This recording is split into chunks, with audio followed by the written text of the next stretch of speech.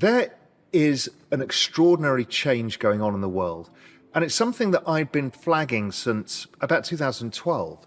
You see, I was living in Europe at the time, and if you remember, that was the European crisis. We'd just had the financial crisis, 2008, 2009, and the European crisis was yet another one. It was a banking crisis again, and it looked like the whole European Union was going to fall apart. It was a really scary time for us living in Europe, and particularly in Spain. And at that time, I'd obviously been writing about it and predicted large parts of it for Global Macro Investor. But it made me think about the future.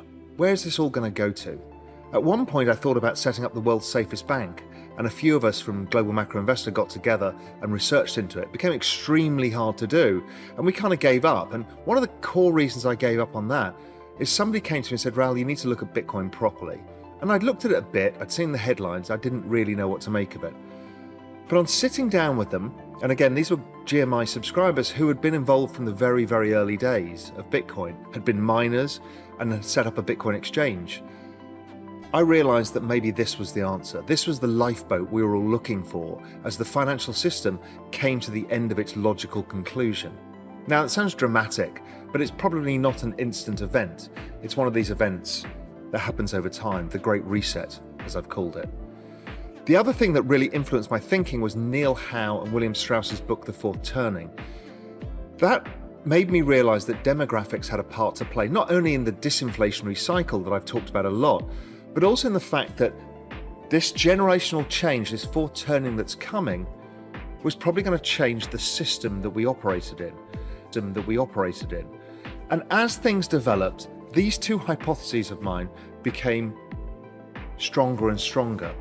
Obviously, we've all seen the rise of Bitcoin, and we've all seen the political shifts that are going on in the world today.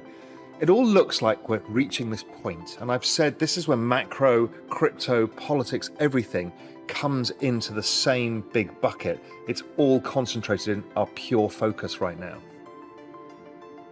So we know that Bitcoin plays a part in this. We know that gold plays a part in this. We know that there's too much debt. We know that there's problems with demographics. We know there's a disinflationary world where wages are deflating, so it makes prices look like they're inflated. It's a really complicated, messy, ugly place. And people feel disenfranchised. People realize something bad is happening and they don't know what it means for them. I'm going to try and help you with some of that.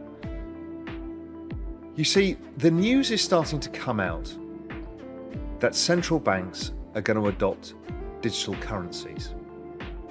If you remember, this started getting floated by, I think Facebook Libra was one of the first. They came up with this idea of creating a global basket of currencies that were digital, and they would have this foundation in Switzerland, and that global basket would be a new world currency which could be used for the internet to interact on. The central banks looked at that and said, no, you're not doing this because this really is redefining the rules of currency. And what you're going to create, it was basically a stable coin, but what you're going to create is something that's out of our control. Now, they kind of don't mind Bitcoin yet, and we'll come on to that later. They've observed it, they've seen it, and they're learning from it. But Libra was too groundbreaking. Mark Carney then raised it last year. The BIS had written some things about digital currencies, and some other governments had looked at it too. But Mark Carney put the shot across the bow at Jackson Hole last year, where he said that what Libra was doing was probably the future. That this system where something like 79% of all transactions on Earth are in dollars, yet the US is only 25% of global GDP. How does that work? This leads to these dollar shortages, these problems where countries like South Africa are beholden to the US dollar, or Brazil or Argentina, when really their trading partners may be elsewhere, but the dollar rules all. It is so all-encompassing, so powerful as a reserve currency that it's breaking the very system we're in.